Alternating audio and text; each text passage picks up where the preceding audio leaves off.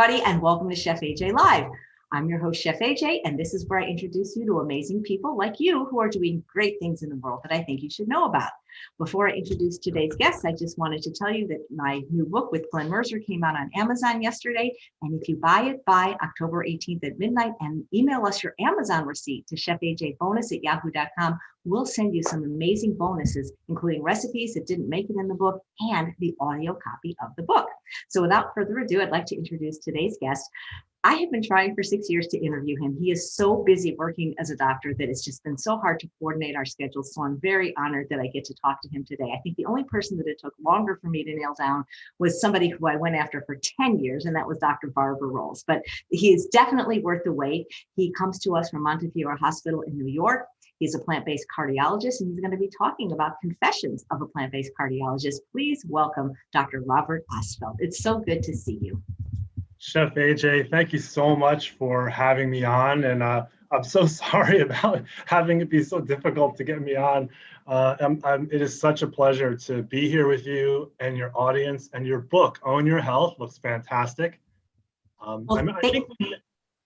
think we met, it was maybe in Marshall, Texas at a conference. That is exactly where we met. And remember, I was being a little bit funny, if you know what I mean, and I was trying to fix you up back then with the audience, and we had a lot of fun, and you had a great sense of humor, and I really liked you, and I love your presentations. But I just like you have a very easygoing personality, and you're just easy. I imagine you're a great doctor. I try to send people to you all the time because you practice what you preach.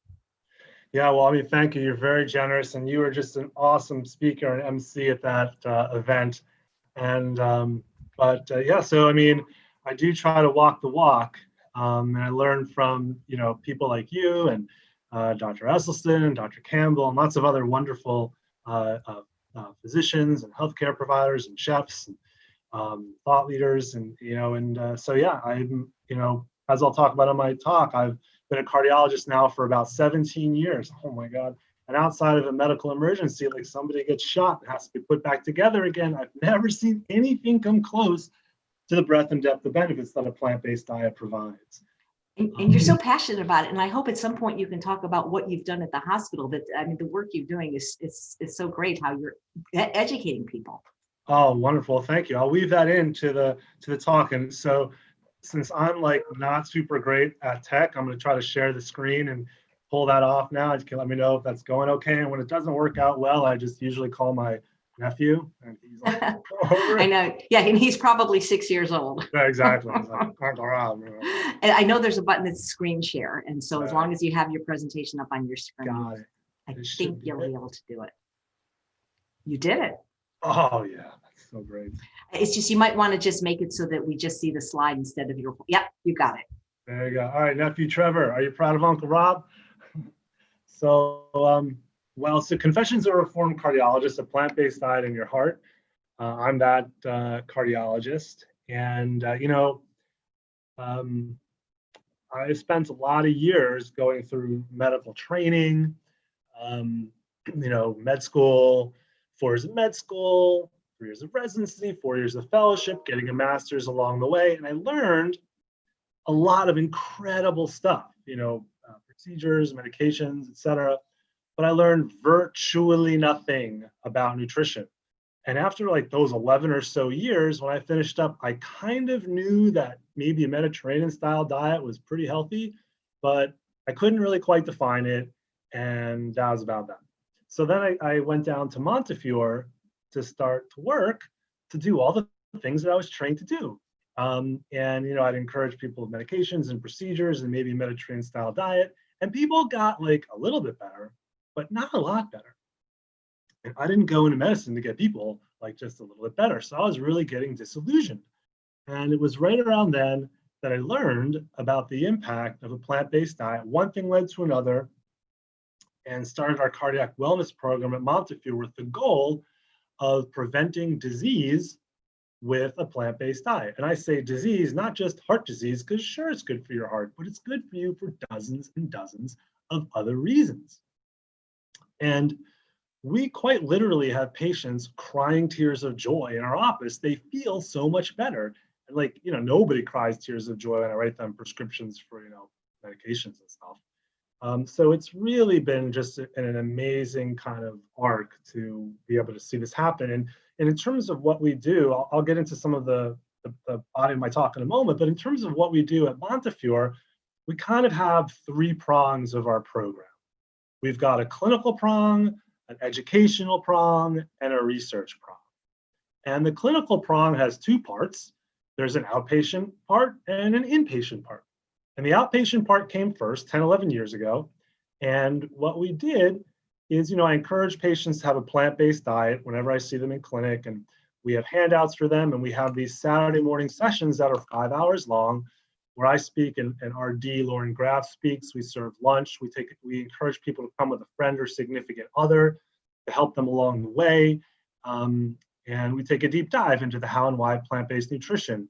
And there's a very large indigent patient population at Montefiore where I work. So we don't charge patients for these sessions. I fund it all through donations.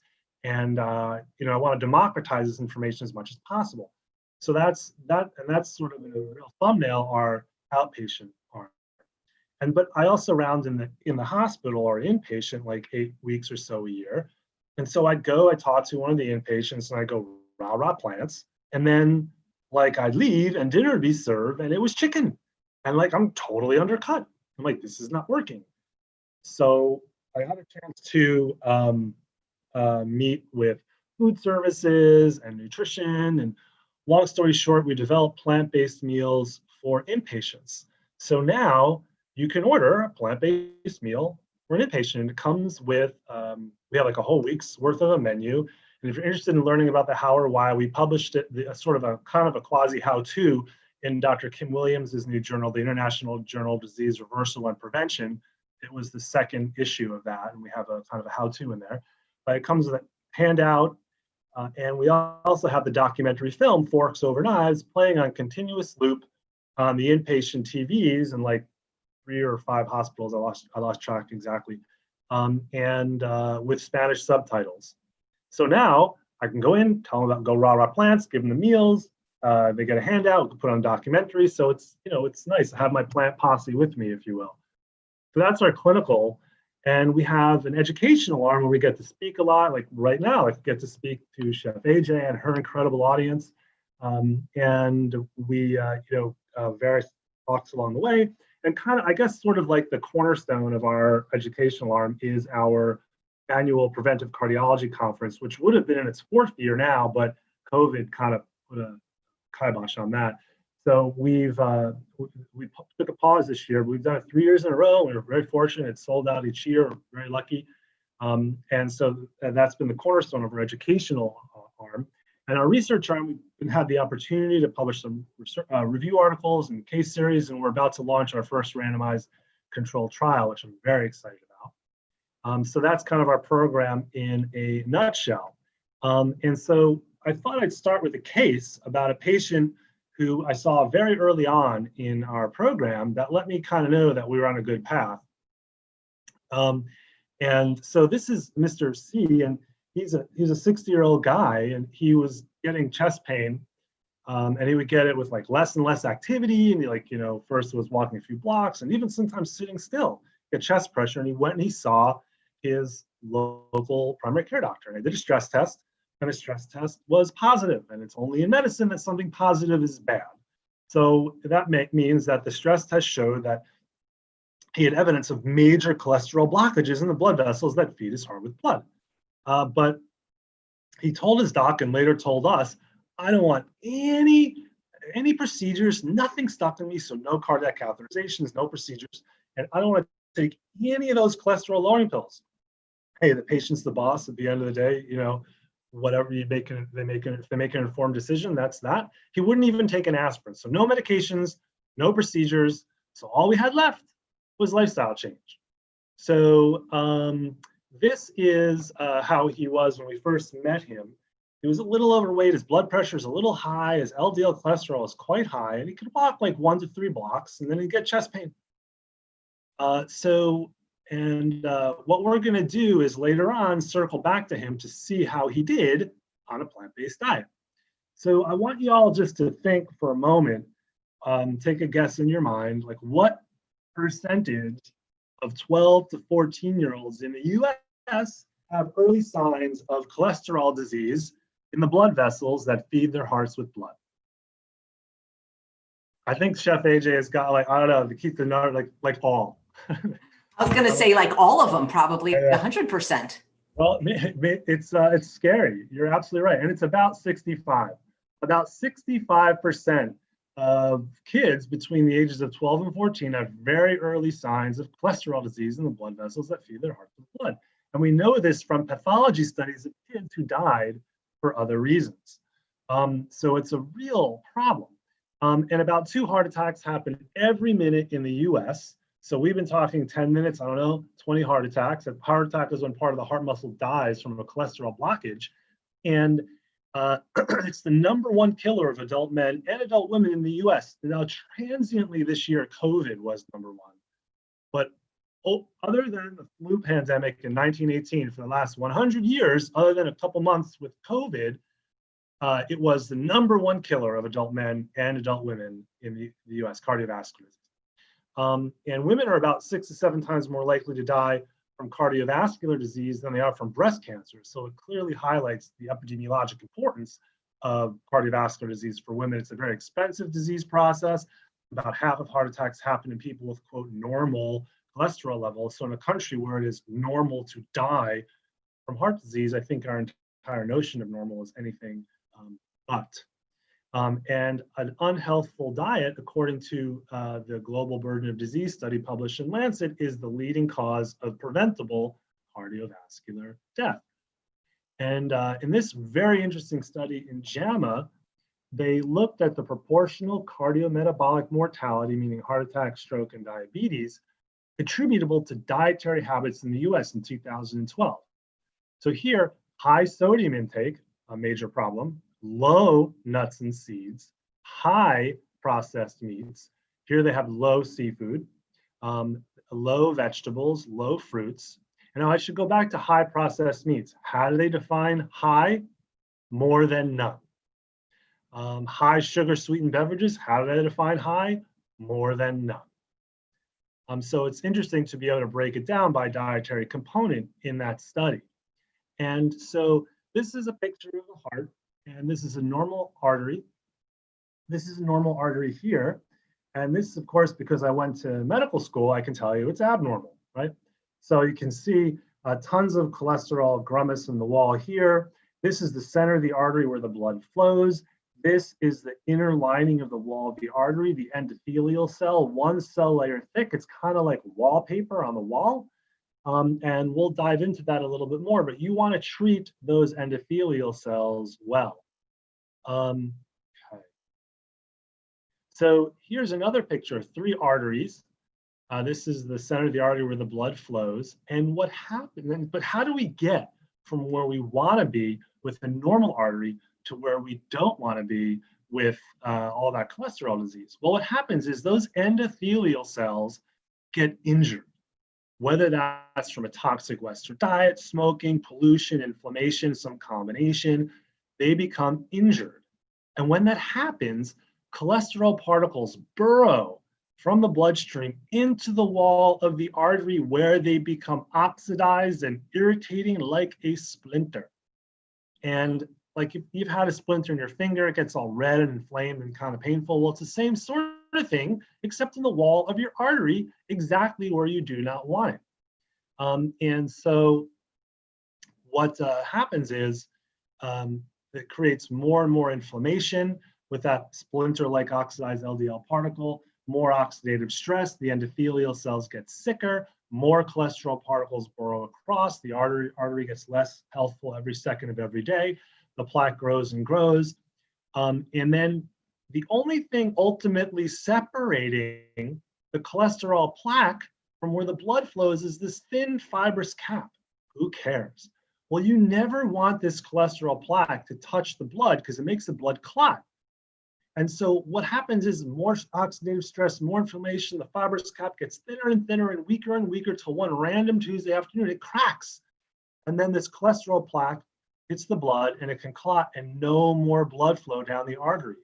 Well, then no more blood, no food for whatever this artery is beating, whether it's the heart or the brain for a stroke or something. And that is obviously a major problem. That's an emergency. If this happens, you want to stent right away. We want to prevent this from happening.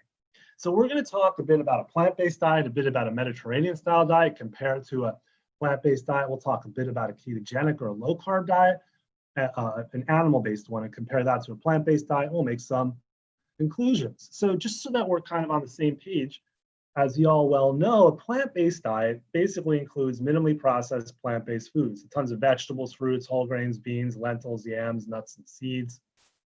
And I'll start with Dr. Esselstyn's great work, and his is some of the work that helped me get interested in this in the first place, and I'm very fortunate to be able to call him and his family both friends and mentors. And in this analysis of patients with known coronary artery disease, so those stable cholesterol blockages, like a cholesterol blockage like that, known coronary artery disease, he put them on basically a plant-based diet. And they were about, on average, 63 years of age to begin, followed them for almost 4 years, and almost all, 89%, were adherent to a whole food, plant-based diet. And of those who adhered, 112 had chest pain, and it improved in 104. That's pretty impressive. 27 avoided previously suggested stent or bypass surgery, and they lost on average about 18 pounds. And of those 177 patients, what they concluded that major cardiac events judged to be recurrent disease was 1. So they concluded a 0.6% event rate. That's exquisitely low. Of the 21 patients who were non-adherent, 13 had a recurrent event, 62%. So 62 versus 0.6. Now this is a case series, but it's not like a randomized trial comparing non-adherent to adherent, but it's a very, very impressive difference. And I want to compare that to the COURAGE trial. And the reason is because the COURAGE trial, just like Dr. Esselstyn's study, was in patients with stable cholesterol blockages. And the COURAGE trial, what they did is they randomized 2,200 or so patients to one of two groups. Group number one was medications and please be a little healthier, versus medications, please be a little healthier, and a stent to open up the blockage. And it turns out, after almost 5 years, there was no meaningful survival difference or heart attack difference between the groups. Chest pain got better a little bit more quickly in the stent group, but they equalized after a couple of years. So I want to compare Esselstyn's study, which I'm calling here Whole Food Plant-Based or W, versus COURAGE. So in Esselstyn's study, they started with a total cholesterol of about 237, and with a combination of medications and lifestyle, got down to about 137. In COURAGE, they got down to about 141, so pretty similar. And their LDL cholesterols were also pretty similar at the end of the study. But look at these event rates. The event rate in Dr. Esselstyn's adherent group was 0.6%. In COURAGE, it was 19. They had a 19% cardiovascular event rate. Now, these are two different studies comparing apples and oranges, but it's very interesting and hypothesis generating. Even if Dr. Esselstyn was off by a factor of 10, it's still about 3 times lower than what they saw in COURAGE. So very impressive. So what accounts for this difference? 0.6 versus 19. I don't know, but my hypothesis is that when you get yourself to an LDL in the 70s on a path that includes a plant-based diet, sure, it's good for your cholesterol, but it's good for you for dozens and dozens of other reasons accounting for this difference. That's my hypothesis. So let's just remind me, in the plant-based diet, chest pain improved in 93% of patients. That's the angina. How about in COURAGE, which included stents? Oops. Hang on, sorry. 73% improved. What about preventing procedures? Well, in the plant-based study, they prevented 27 bypass surgeries or planned stents.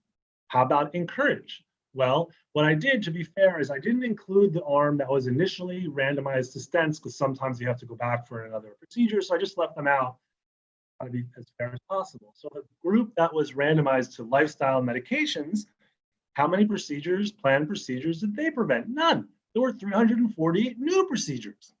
So it went completely the opposite direction. How about lifestyle? Well, in the plant-based arm, they lost about 18 pounds on average. And how about in the Courage trial, where they encouraged people to be healthier? Well, there they gained about 3 pounds. So it's a swing of about 21 pounds. All right. And there's randomized control studies with Dr. Ornish's great lifestyle heart study, where patients randomized to essentially a plant-based diet and psychosocial support and regular exercise versus expert care from cardiologists, just like me. Those randomized to the intervention arm, the lifestyle change had a significant reduction in cardiac events down the line, and also with angina. Plant-based diet improves lots of risk factors as well. CRP is a blood test, which is a measure of inflammation. And we know inflammation promotes all aspects of atherosclerosis, as well as a variety of other diseases. And in a really cool study called EVADE-CAD, they took people with stable coronary artery disease and they randomized them to either the American Heart Association diet or a plant-based diet. Guess which one won? The plant-based diet significantly lowered inflammation more than the American Heart Association diet. What about cholesterol? Well, in a very interesting randomized trial by Dr. Jenkins, a portfolio plant-based diet, which is quite high in fiber, lowered LDL about the same amount as did a low dose of a statin.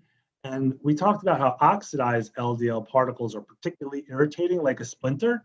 Well, it is more, for LDL particles, if you're a vegetarian versus an omnivore, it's more difficult to get the LDL particles oxidized if you're a vegetarian. So it somehow helps protect from that as well. Blood pressure, randomized trials of eating much more of a plant-based diet, not exclusively whole food plant-based, in the DASH study, lowered blood pressure more than a typical omnivorous diet, and a variety of prospective cohort studies show that the more plant-based you eat is associated with a lower blood pressure. And we call high blood pressure the silent killer because it kills you, but you don't really feel it. And there's a variety of other ways that consuming a plant-based diet is helpful. And in the interest of time, maybe I'll just talk about the microbiome a little bit. And depending on time at the end, it could circle back and talk about some of these other things as well. Well, so the microbiome, we each have like about 1 trillion gut bacteria hanging out in us right now. So you could really say that we're the parasites, not them. But we really live symbiotically with them, and they're intimately woven into our health. And the healthier you eat, particularly high fiber, diverse plant-based foods, because there's no fiber in animal-based foods. So a variety of plant-based foods feeds and nourishes a healthful microbiome. Who cares? Well, if you have a healthful microbiome, they make things called short-chain fatty acids, and like butyrate, for example. And that short-chain fatty acid first goes and feeds and nourishes the inner lining of the gut wall. And that makes the gut healthier, less inflammation within the gut. And it also seeps into the wall of the gut, where it does a variety of things, reducing cholesterol formation, seeping into the bloodstream, can help with insulin resistance, can help with improving blood vessel function, reducing inflammation, and it may even help with mood. So they talk about the brain-gut connection. Well, there it is for you. And of course, we know eating more red meat can lead to a variety of problems, but one of them being the formation of trimethylamine oxide, which promotes cardiovascular disease. And higher levels in your body is associated with worse outcomes. And so if you eat more animal-based foods, you select for the kind of gut bacteria that can help lead to the formation of TMAO through interactions with red meat. So the microbiome is intimately involved in our health, and eating more of a plant-based diet selects for and promotes a more healthful microbiome pattern. Diabetes, very important, obviously. This wonderful study by Dr. Barnard, they took people with type 2 or adult onset diabetes and randomized them to either a plant-based diet or the American Diabetes Association diet. And guess which one won? The plant-based diet. The plant-based diet they reduced meds more, they lost more weight, their cholesterol fell more. And for those who did not reduce their medications, when you were on the plant-based arm, the vegan arm, which is blue here, their hemoglobin A1C fell significantly more than those who had the American Diabetes Association diet. And the hemoglobin A1C is a blood metric of diabetes, and lower being better. So, and a variety of prospective cohort studies also have similar findings that eating more plant-based nutrition is associated with less diabetes. For example, in the Seventh-day an analysis of the Seventh-day Adventist study, the Seventh-day Adventists, of course, a religious organization that treat their bodies like a temple. In this analysis, eating meat at least just weekly versus none, was associated with a 74% higher odds of having diabetes. It's impressive. And of course, the devil's in the details, right? Like, you could be plant-based and eat sugar cookies all day. You could be plant-based and eat kale. And does that make a difference? Well, Dr. Satija, in this wonderful analysis of about 200,000 people with 4.8 million person years of follow-up, so if you follow me in a study for 1 year, that's one person year. They have 4.8 million. That's a lot. So what they asked is, does it matter if you eat a healthful plant-based diet, an unhealthful plant-based diet? Is there a difference? So this blue line here, this is a plant-based diet. So just no animal foods. And the more of a plant-based diet you ate, the better you did. But is there a difference between kale and cookies? Well, the red line here, that's kale. That's minimally processed plant-based foods. And the more you ate of that, you did even better. But what about the cookies? That's the unprocessed or unhealthy, the processed or unhealthy plant-based diet. That's this line up here. You did worse, more coronary heart disease. And if you look over here, this yellowish line, that's a healthy plant-based diet. You did better. This red line, this is animal-based foods. The more you ate of animal-based foods in this analysis, you did worse. But what about this line right above it? That's the unhealthy plant-based diet. In this analysis, if you ate cookies, you might have been plant-based, but you did even worse than animal-based foods. So the devil, of course, is in the detail.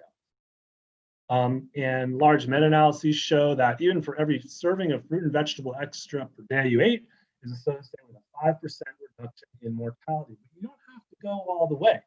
And plenty of my patients don't. Plenty of my patients who come to see me, they've never heard about plant-based nutrition when I first start talking to them. They look at me like I'm from Mars. But this is a really interesting analysis where they asked, what if you replace just 3% of your calories from animal protein with 3% of calories from plant-based protein? Does it matter? It does. And so in this analysis of 130,000 people with 3.5 million person years of follow-up, if you replace just 3% of your calories from processed red meat with 3% of calories from plant-based protein, that's associated with a 34% lower hazard of death. Unprocessed red meat, 12%. And we know that the World Health Organization has come out and said that processed red meat is a class 1 carcinogen, meaning it causes cancer. And unprocessed red meat is a class 2A carcinogen, meaning it likely causes cancer. Poultry here, 6%, fish, 6%, eggs, 19%, dairy, 8%. So with a plant-based diet, you improve outcomes with coronary artery disease. It improves a variety of risk factors, some novel risk factors, and is associated with living longer. What about a Mediterranean-style diet? And this is important to point out because in a very interesting analysis in JAMA Internal Medicine, just in June, Dr. Willett was one of the authors. They looked at a variety of healthy eating patterns, a Mediterranean pattern, an alternative healthy eating pattern, a plant-based pattern, and the healthiest versions of all those different diets, a major commonality of them is they are largely plant-based. The healthiest Mediterranean isn't completely, the healthiest alternative healthy eating index isn't completely, but they are predominantly plant-based. And the healthier the version you ate of any one of those, you did better than a less healthful version. So there are a variety of healthful eating patterns, and we certainly want to help our patients get at least part of the way there. But a Mediterranean-style dietary pattern is certainly more helpful than a Western diet. In the Young Diet Heart Study, which was after heart attacks, there was versus a Western-style diet, people did substantially better on a Mediterranean-style diet. And the PrevenTMed study, which was a study of patients at risk for, but without overt coronary artery disease, a Mediterranean style diet did better than a more typical Western style diet. But what's particularly interesting to me in the Preventive study is they figured before they even did the study, they were going to do this analysis. So it's not like cherry picking at the end. They said, well, we know that eating plants is healthful, but let's see if someone had a pro-vegetarian dietary pattern under the umbrella of the Preventive study. Was it helpful? Was it not helpful? Well, it turns out it was helpful. And they defined a pro-vegetarian dietary pattern here as vegetables, fruits, legumes, potatoes, nuts, and no animal products at all, none. So if you were in the highest quintile of a pro-vegetarian dietary pattern versus the lowest, you had a 41% lower hazard of death. And in the Greek Epic Perspective cohort, where they followed about 23,000 people for a little over 8 years, and the higher of a Mediterranean diet score you ate, the better you did. So that's cool. And they had so much data, they could say like which aspect of the Mediterranean diet was driving the benefit. So here, moderate alcohol consumption was, low meat consumption, high vegetable consumption, high fruit and nut consumption, high monounsaturated saturated fat ratio, so more plants, high legume consumption. Cereal and dairy had a minimal impact, and in this analysis, fish and seafood had a trend toward increase in mortality. And if you look at the percent diabetics in the Seventh-day Adventists, this is think about an N of 60,000. The only group, the group with the lowest amount of percentage of diabetes was the vegans, compared to lacto-ovo-vegetarians, pesco-vegetarians, semi-vegetarians, and non-vegetarians. And body mass index, which is a measure, a good epidemiologic measure of weight and size, less than 25 is normal. And looking at all these different dietary patterns, the only group with a, quote, normal body mass index was the vegans. So in terms of a Mediterranean style diet, it appears that the more plant-based, it's certainly a healthier eating style than a Western diet, and the more plant-based the Mediterranean style diet appears, the more optimal based on clinical and mechanistic studies. So let's dive into a keto and low-carb dietary pattern. And here I mean an animal-based one. I'm not talking about a plant-based one. There's much less data with that. I'm talking about an animal-based keto or low-carb diet. And I think it's largely based on a popular myth. And that popular myth is in 1980, they told us to eat low-fat. Look at us now, we're fat and sick. Okay, they may have told us to eat low-fat, but we didn't do it. We ate more of everything, including fat. So it's just fake news. So there is, to my knowledge, no long-living society lives in a state of chronic ketosis.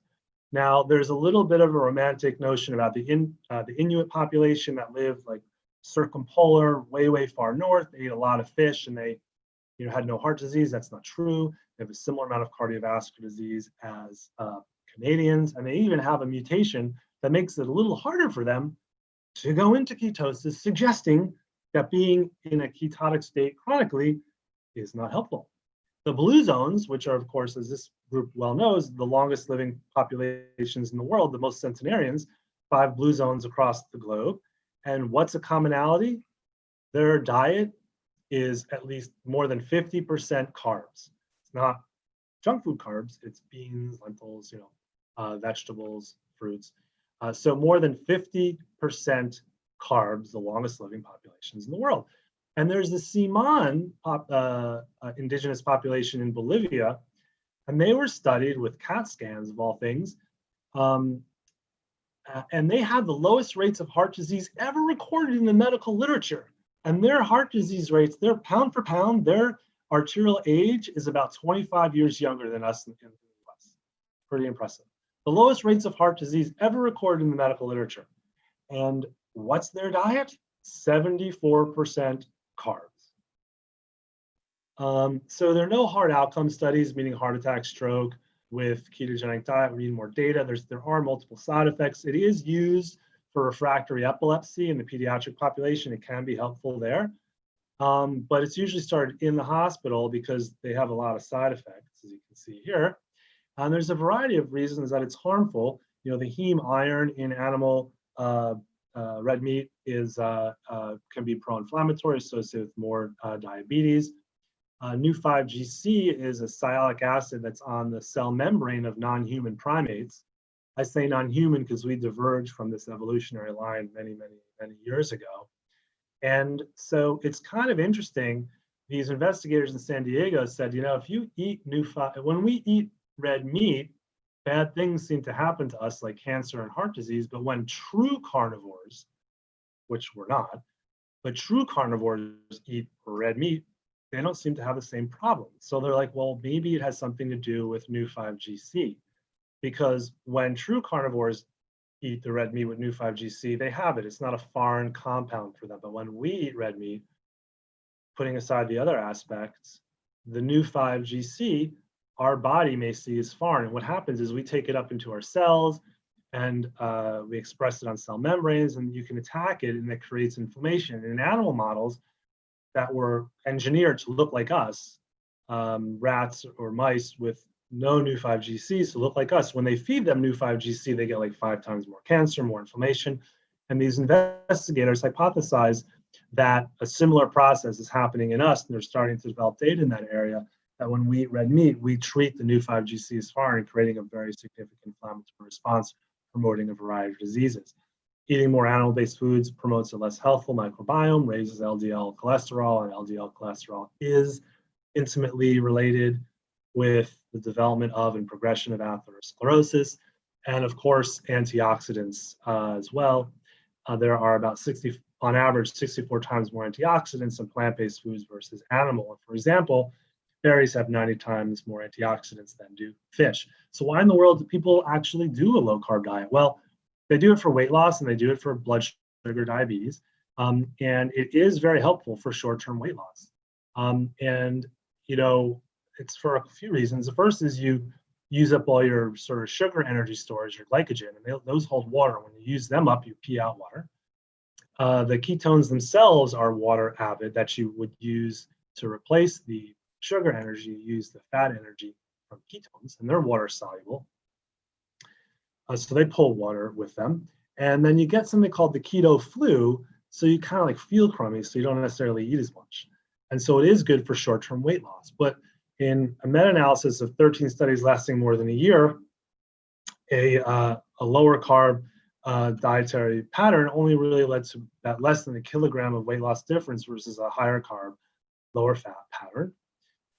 And with diabetes, you know, in a meta-analysis of long-term, in short-term, it could help with blood sugar a little bit because you're not eating any carbs, or you're not eating any things with sugar, and so your blood sugar is going to go down. But outside of weight loss, it's not clear that that actually reverses insulin resistance.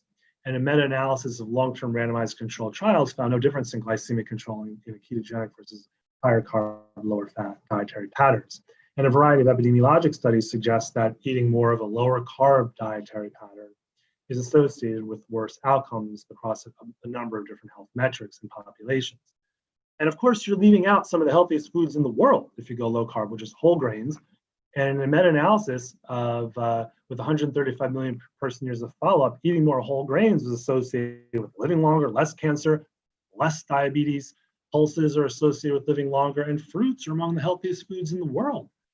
And in this really cool study by Dr. Du, published in the New England Journal of Medicine, they asked, if you ate more fresh fruit, is it helpful?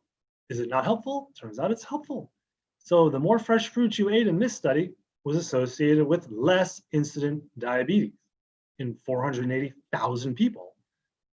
And what about if you had diabetes in the first place when you started the study?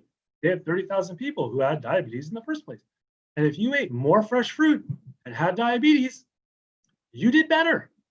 You had lower, significantly lower all-cause mortality by eating more servings of fresh fruit. And also in this analysis, you know, eating more fresh fruit is associated with less cardiovascular death, stroke, et cetera. And so in terms of a ketogenic diet, no long living population, to my knowledge, is in a state of chronic ketosis. No heart outcomes. We need safety data. Epi and mechanistic studies do not support benefits and suggest harm. You're giving up some of the healthiest foods in the world. Now, remember, this is an animal-based keto diet. And so if you looked at a plant-based versus a Mediterranean versus a lower carb dietary pattern per 500 calories, this is a plant-based arm, Mediterranean low carb. The plant-based is equal parts tomato, spinach, lima bean, peas, and potatoes. The Mediterranean was about 40% in our analysis here, 40% of the plant-based arm, and a half a piece of skinless chicken, 1 teaspoon of olive oil, and 1 cup of 1% milk. And the low carb is equal parts beef, pork, chicken, and whole milk. Cholesterol, you don't need to eat a drop. Your body makes all you need. Protein, oh my God, my muscles are going to fall apart tomorrow. You don't have to take my word for it. You can take Patrick Baboumian's word for it. I'm sure many of you know the world's strongest man, and he's vegan. And how do I know he's the world's strongest man? Well, because he won the world's strongest man contest. That's how I know. Beta carotene, it's subtle. Dietary fiber, your constipation will go away. Iron, oh my God, I'm going to become anemic tomorrow. Calcium, my bones are going to fall. So this is your health insurance. Let food be thy medicine, medicine be thy food. This is a great quote from Dr. Kim Williams, past president of the American College of Cardiology. I recommend a plant-based diet because I know it's going to lower their blood pressure, improve their insulin sensitivity, and decrease their cholesterol. This is a busy slide, but it's a really, really cool study, so I wanted to bring it up. And so in this analysis, the reason I bring it up is because a lot of times I hear, well, Dr. Ostfeld, diabetes runs in my family, so I'm going to get it. Well, genes matter, but lifestyle matters, of course, too. So here, they took about 2,000 or so patients, and they looked at a genetic risk score with about 26 different genes, and they asked, if you have more of the less healthful gene patterns, is it better, is it worse? And so if you had a high genetic risk, you did worse than if you had low genetic risk. All right, no surprise. But what's really cool about this study is they put people first into 3 categories: low genetic risk, intermediate genetic risk, and high genetic risk. And high genetic risk did worse. But then they split them into the tertiles of lifestyle: a favorable lifestyle, an intermediate lifestyle, and an unfavorable lifestyle. And if you went from an unfavorable lifestyle to a favorable lifestyle in the high genetic risk arm, you lowered your risk of a future event by about 50%. So genes matter, but lifestyle matters too. How did you get into the favorable lifestyle arm? Well, you exercised at least once a week. Imagine if you exercised 5 times a week and you ate more healthfully than 50% of the people in the study. What if you ate more healthfully than 95% of the people in the study? You'd imagine it'd get even lower. So genes matter, lifestyle matters too. So circling back to our early on patient who wouldn't take any medications, wouldn't have any procedures, he went plant-based, lost a lot of weight, blood pressure normalized, cholesterol fell 70 or so points. He could walk about a mile. I can't really see this, but I think this is after about 3 or 4 months. Walked about a mile. Then he get chest pain. Fast forward about a year, weight's good, blood pressure's good, cholesterol is low, he could jog 2 miles. Fast forward 2-3 years ago, I bumped into him and he jogs 4 miles now and he stops because he gets bored. So a plant-based diet is supported by epidemiologic and mechanistic studies, and a head-to-head trial versus a Mediterranean style diet is suggested. I think there's one ongoing now. And in terms of the Mediterranean style diet, the more plant-based the diet, it seems the more optimal the outcome. And with the keto diet, we need more data. We certainly need more data with an animal-based keto, and a plant-based keto diet may have some health benefits, and we just need more data. And there's a little bit of suggestion that a plant-based keto diet may be more helpful, but we'll have to see where that settles out. So thank you very much. Wow, that was incredible. I didn't realize you could assess your arterial health. Can all of us do that? Well, there's a variety of ways that we can do that. And typically what we do in clinic is we assess someone's 10-year risk with the American College of Cardiology 10-year risk score, possibly a lifetime risk score. And that gives you a ballpark estimate of your future risk of having a future cardiac event. But then we can take closer looks at the arteries themselves without having to do a catheterization, which is invasive and you can have a complication. So there are coronary calcium scores that some people like to get. You can get a non-invasive coronary CT angiogram, which looks more specifically at blockages, but that requires contrast and more radiation. So those are the things we typically use in clinic. Now, there are research ways where you can look at blood vessel function, but we don't typically use them in day-to-day practice. If you like Dr. Ostfeld, you can stop sharing your screen so we can see you a little bit larger, because I remember once I was in a very bad car accident and I had to get some kind of a CAT scan or something, and they said they couldn't believe that my arteries were just like there was no plaque. Whoa, wait, you got a CAT scan, there's no plaque? Yeah. So I've been vegan for over 43 years, and it was about, it was a few years ago, and I was in a very serious car accident. So I had to get a CAT scan, and they said, we've never seen this before. There's no plaque in your arteries, meaning the carotids, because yeah. Yeah, first of all, that's awesome. I'm really, really glad to hear that. And, it's anecdotal, but it speaks to the theme that atherosclerosis doesn't need to be a fait accompli. There are indigenous populations where, when they get older, 70s, 80s, 90s, their blood pressures are just as low as when they were 15 years old. And those populations are almost exclusively plant-based, and they obviously do a lot of physical activity and stuff. But so it's not necessarily a fait accompli. I remember one time I went to a conference, American College of Cardiology conference, I think, when I was a cardiology fellow. And I was kind of interested in prevention, but not to any way the mature-ish or more mature way that I am now. But I heard this talk where they had they found these Egyptian mummies, and all of them had atherosclerosis.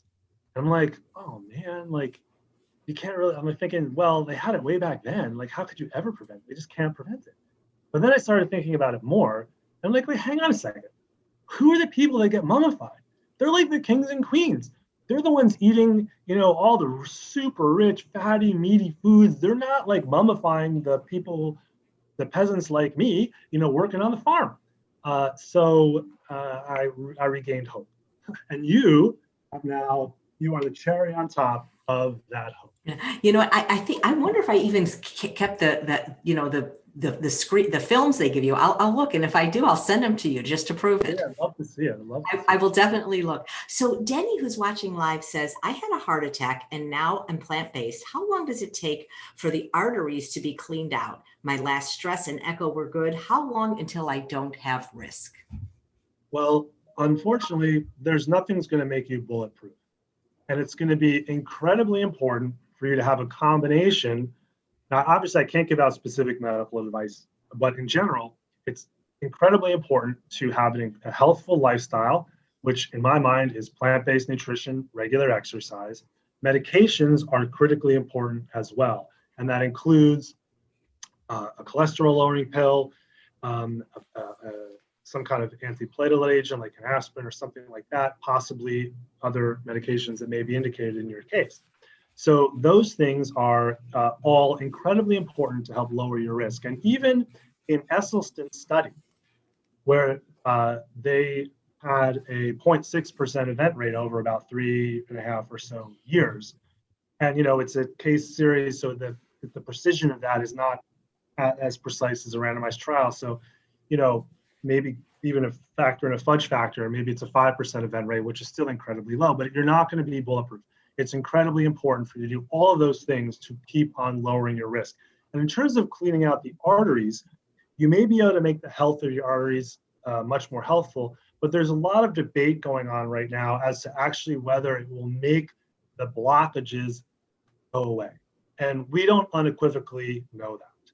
It may not, but that's okay, because it's still going to make your arteries healthier, we believe, and it's going to, we know from a variety of epidemiologic and randomized trials that being healthier will lower your future risk. So I don't think I can ever tell you that we'll know that your blockages will go away. But what I do know is that you are doing an amazing job lowering your risk by having a healthier lifestyle and taking appropriate medications. Right. Well, Kathy says, when is a carotid artery study recommended? Is it based on risk factors or symptoms? It's largely based on symptoms. And we, if on a physical exam, someone listens over the artery in your neck and they hear what we call a bruit that suggests a blockage, then they may get an ultrasound. If someone has had a stroke or a transient ischemic attack, which is like a baby stroke, they may get it looking for a major blockage there. Now, there are times when people are asymptomatic and they'll get it kind of as a screening tool. And that falls into the category of when someone's in intermediate risk, do we want to start them on a statin or not? And that there's a variety of ways that we can define that risk. Whether it's with a blood test or a calcium score. The ultrasound isn't typically used in that setting, but it can be. Some people do. So more commonly, it's used with symptoms or to help potentially diagnose a problem that you have. Dr. Ostfeld, you actually can accept patients at Montefiore, correct? And do you ever do any telemedicine? We 100% are accepting new patients. I'm accepting new patients. Thank you for asking. We do telemedicine for sure, but I'm only able to do it in the state of New York because that's where my license ends. So,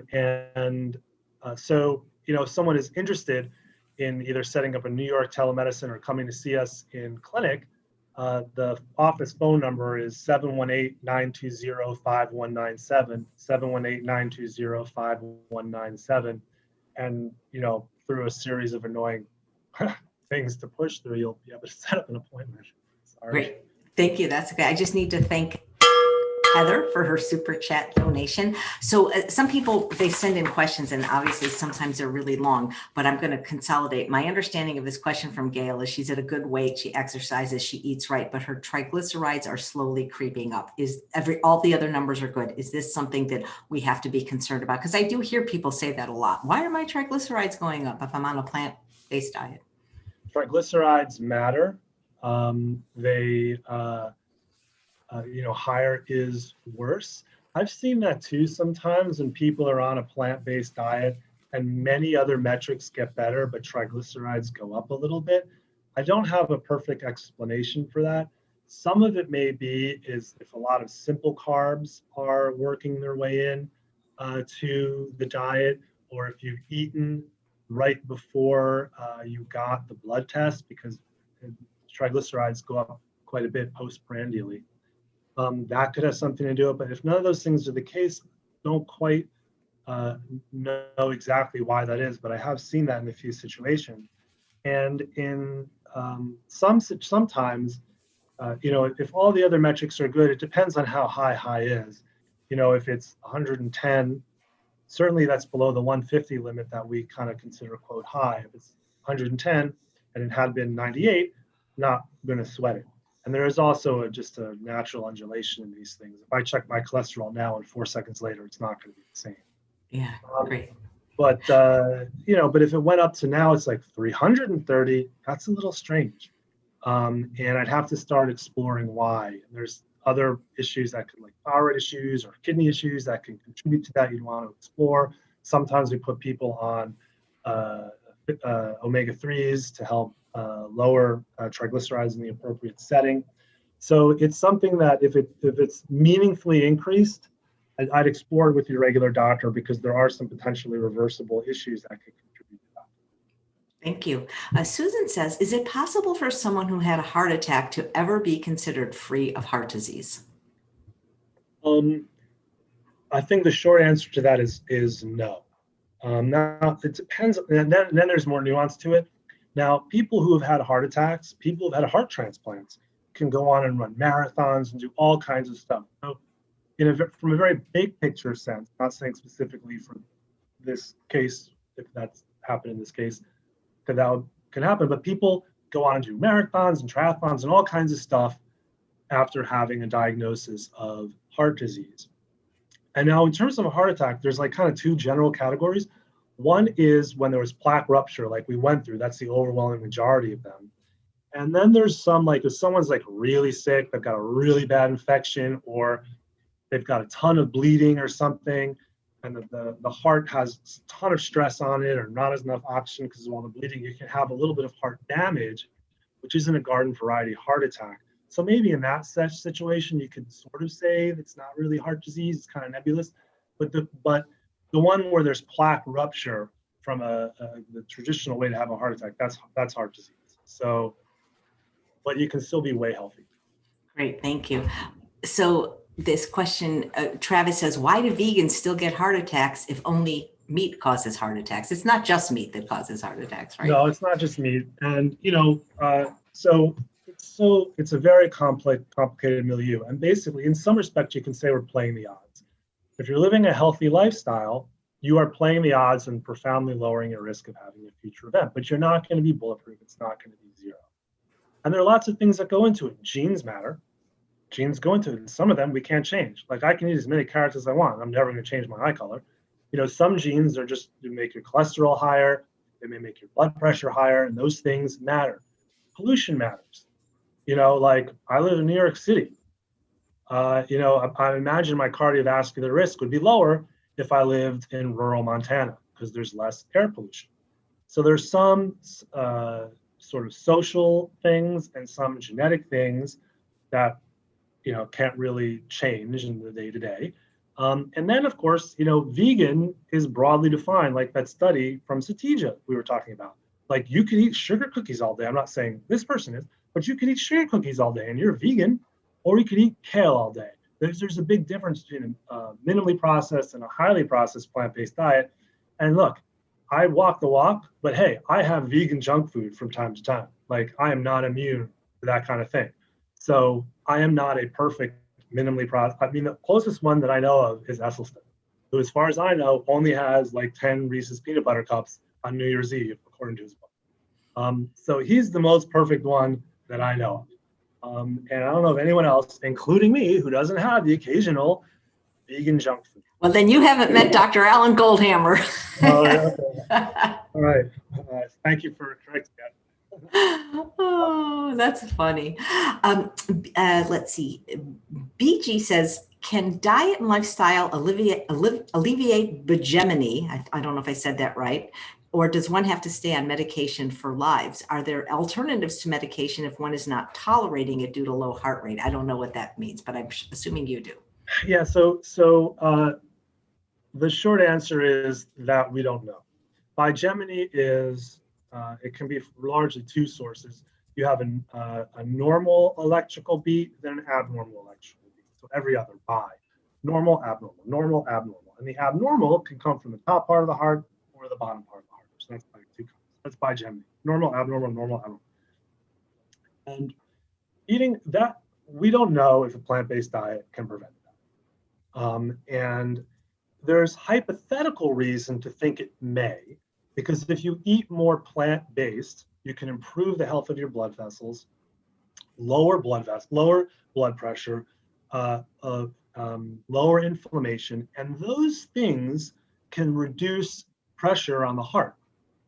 And sometimes increasing intracardiac pressure or work can trigger these kinds of abnormal heart rhythms. And we know in people who have another kind of heart rhythm problem called atrial fibrillation, if they get it ablated or zapped to make it go away, and they lose 10% or more of their body weight, now that's any way they lose it, it doesn't matter how, but they lose 10% or more, they have less recurrence than if they don't. So there may be some reason to think that eating more healthily can help with hegemony, but we don't know the answer to that. That's completely hypothetical. Great, thanks. Rachel says, what do you say to people that insist that extra virgin olive oil is healthy? And Travis, who's watching, says he consumes it and doesn't have any deleterious effects on him. I understand that this is an important issue, and it's one that's bizarrely triggering to me. And I'm super close with Dr. Esselstyn. I think he's an amazing guy, and I love his work. And I know the study that he cites with trouble with olive oil. But there are also many, many studies that show that with extra virgin olive oil, that it actually has a variety of improvements in health metrics from inflammation and other omega-3 levels in various cells like red blood cells or things. So I'm of a mind that a little bit of a healthful oil, I'm not talking about like coconut oil or palm oil that's like, 90% saturated fat or whatever, but a little bit of olive oil is not a problem. And I have a lot of patients, and it may even be helpful. What we need when we don't have is a low fat plant-based diet versus like a moderate healthy fat plant-based diet study and comparing them head to head. So one of the reasons that there can be a lot of back and forth is because we don't unequivocally have the answer. If we unequivocally had the answer, then there'd be no room for back and forth. But we don't. And so I do believe there's more data to the benefit of a healthful oil, extra virgin olive oil. I'm very comfortable with my patients have it. I have a lot of patients who've had crazy benefits, and they're having a little bit of oil. And I have some who don't have oil, and they also have crazy benefits too. And the ones who don't have any oil, I am careful to ask them to take some kind of omega-3, because that is important for brain health. So that's where I stand on the oil thing. I do think a little bit of the healthy oil is fine. All right. Well, thank you. Well, a lot of people are saying they want to watch this presentation again. It was really excellent, and I really appreciate you taking the time, because I know you're a real busy. You're a doctor. You're working. You're seeing patients. Well, thank you, and it's been an absolute honor to be here with you, Chef AJ. To see you again, even though it's virtually, but I guess that's how you see anybody these days now with COVID. And wonderful to be with your incredible audience. So thank you so much for having me. And hopefully it won't be another biblical 6-7 years before we can do this again. Right. And thank you for all the work you're doing at Montefiore. And that thing you do for 5 hours, that sounds like an incredible thing for a patient to be able to do. Thank you. We're incredibly proud of it. And I should say that we've had to have it on hold since COVID started. So I don't know exactly when I can start that back up. You weren't able to do that one virtually, huh? No, but we were just talking about actually like literally the other day we can't do it virtually. It's like, it would be very complicated for some of the patients in the Bronx to be able to do that virtually. But we are at least going to try to do something, put like a YouTube video up or something. You mentioned that the patients at your hospital now can get a vegan meal. How does it taste? It tastes pretty good. Like it's not a 2-star Michelin thing, but it's pretty good. We taste tested it. Like we put a lot of effort into it. We got the chefs from all the different hospitals, and we try to make it ethnically appropriate. And and we had to factor in a lot of things like cost. Like at first, I'm like, well, why don't we have a little thing of hummus? Like, okay, cool. Oh, costs too much. Okay, can't do it. And so you tailor it to that. We made it better. So I think it's pretty good. And we served it to the faculty. They serve it in the Kappa. They used to. COVID, everything's changed. Everything's prepackaged and stuff. But before COVID, for years, they would serve it in the hospital cafeteria, and they tell me it would sell out all the time. So I think it's pretty good. That sounds great. Well, it was just great catching up with you, Dr. Ostfeld. Thank you. Likewise, Chef AJ. All right. Take care, everyone. Bye-bye.